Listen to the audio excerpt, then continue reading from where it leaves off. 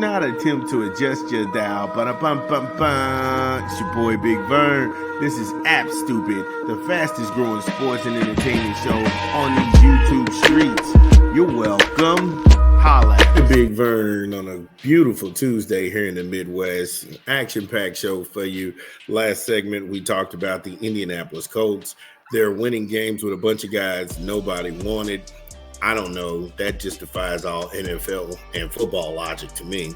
But go check that one out. Then we talk some Vikings. The Vikings, they beat up on the Browns. And a revelation about Dylan Gabriel and where he needs to go to be successful, because it's not that he isn't good. He's just playing on the wrong team.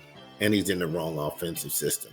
And it's only two teams that really fit that Oregon offense that he used to play in down in Eugene with Dan Lanning and the boys, and that would be the San Francisco 49ers and also the Los Angeles Rams. Those are the only two teams that run a similar offensive system to that where he would be successful. So until they waive him or whatever, he's not. This is as good as he's going to be in Cleveland.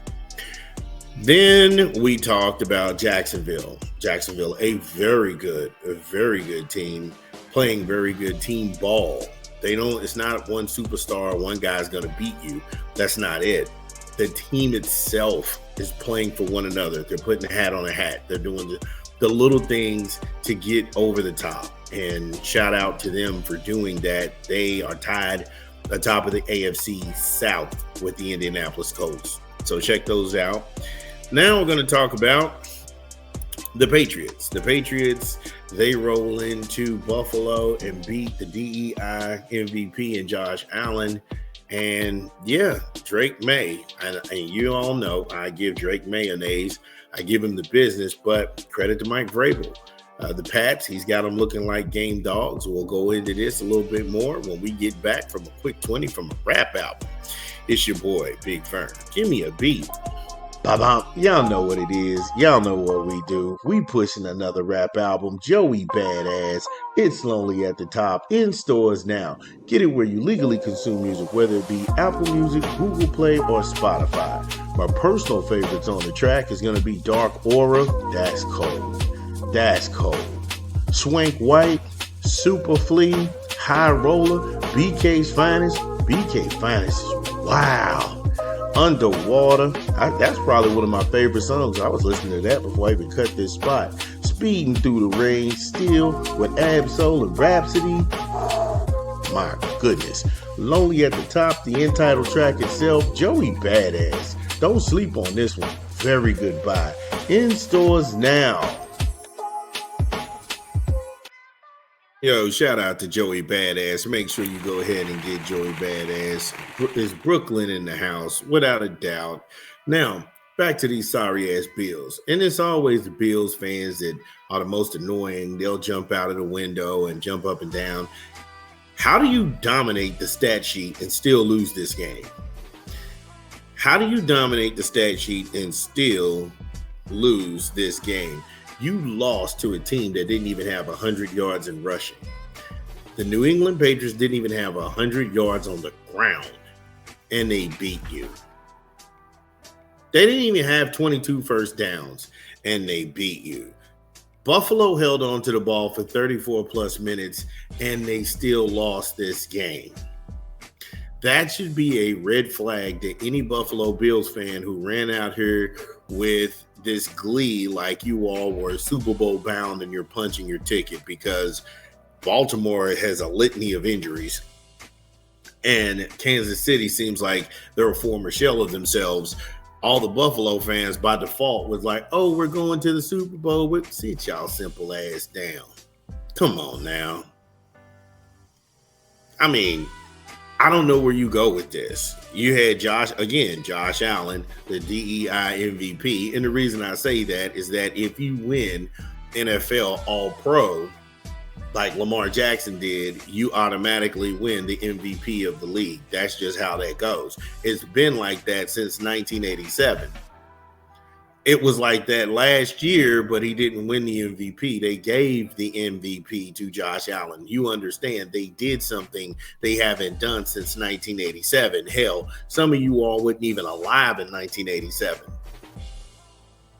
But that's how it's been going since 1987 on up until last year. His numbers were better than Josh Allen, and he outplayed him head to head. Yeah, that's how that goes. So miss me with this whole Josh Allen slurp fest and glaze fest because y'all putting extra spit on it, and he's all right. But he damn sure wasn't no MVP, so he's going to be the DEI MVP until I say otherwise. We now go back to this sorry-ass game, which Buffalo, for all of y'all's offensive firepower, quote-unquote, it was 6-3 at halftime. 6-3 at halftime. Vrabel had a defensive masterpiece lined up. Everybody came out and scored, and the difference was the Patriots goose-egged the Bills in the first quarter. And every time Buffalo seemed like they were pushing to go ahead and go up there and get it one up on the Bills, the Patriots just had the answer. They had the answer. And when you go back and you look at this, Drake May didn't even throw for a touchdown. 22 of 30 for 273 yards and no touchdown. He didn't even run for a touchdown. He ran 3 times for 12 yards. Yeah. Ramondre Stevenson. I don't even know who that is. That might be somebody who's a DLC character.